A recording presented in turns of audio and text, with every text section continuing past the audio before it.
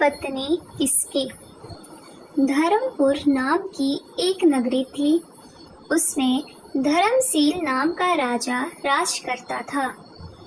उसके अंधक नाम का दीवान था।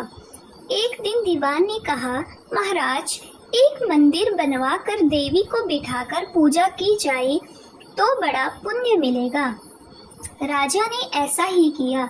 एक दिन देवी ने प्रसन्न होकर उससे वर मांगने को कहा। राजा के कोई संतान नहीं थी। उसने देवी से पुत्र मांगा। देवी बोली, अच्छी बात है, तेरे बड़ा प्रतापी पुत्र प्राप्त होगा। कुछ दिन बाद राजा के एक लड़का हुआ। सारे नगर में बड़ी खुशी मनाई गई।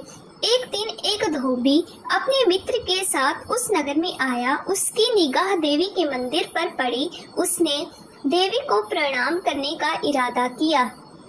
उसी समय उसे एक धोबी की लड़की दिखाई दी जो बड़ी सुंदर थी। उसे देखकर वो इतना पागल हो गया कि उसने मंदिर में जाकर देवी से प्रार्थना की, हे देवी, यह लड़की मुझे मिल जाए। अगर मिल गई तो मैं अपना सिर तुझ पर चढ़ा दूंगा। इसके बाद वह हर घड़ी बेचैन रहने लगा।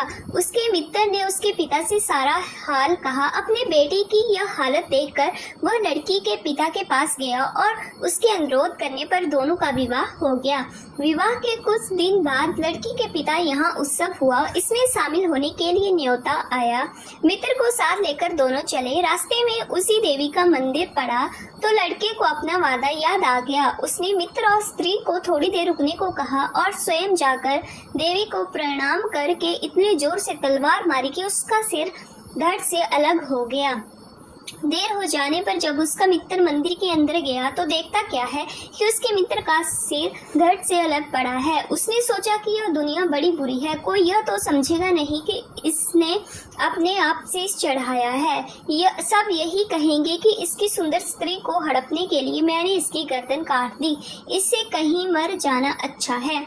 यह सोचकर उसने तलवार लेकर अपनी गर्दन उड़ा दी। उधर बाहर खड़ी खड़ी स्त्री हैरान हो गई तो वह मंदिर के भीतर गई। देखकर चकित रह गई। सोचने लगी कि दुनिया कहेगी यह बुरी औरत होगी, इसलिए दोनों को मार आई।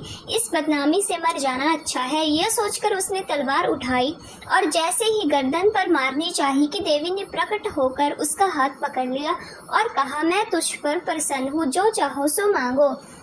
स्त्री बोली, हे देवी, इन दोनों को जिंदा कर दो। देवी ने कहा, अच्छा, तुम दोनों के सिर मिलाकर रख दो। घबराहट में स्त्री ने सिर जोड़े तो गलती से एक दूसरे का सिर दूसरे के धड़ पर लग गया। देवी ने दोनों को जिंदा कर दिया। अब वे दोनों आपस में झगड़ने लगे। एक कहता था कि यह स्त्री मेरी है, दूसरा कहता मेरी। बेताल बोला, हे राजन, बताओ कि यह स्त्री किसकी होगी। राजा ने कहा, नदियों में गंगा उत्तम है, पर्वतों में सुमेरु, वृक्षों में कल्प वृक्ष और अंगों में सिर। इसलिए शरीर पर पति का सिर लगा हो वही पति होना चाहिए। इतना सुनकर बेताल फिर पेड़ पर जा लटका। उसे फिर लाया तो उसने सातवीं कहानी सुनाई।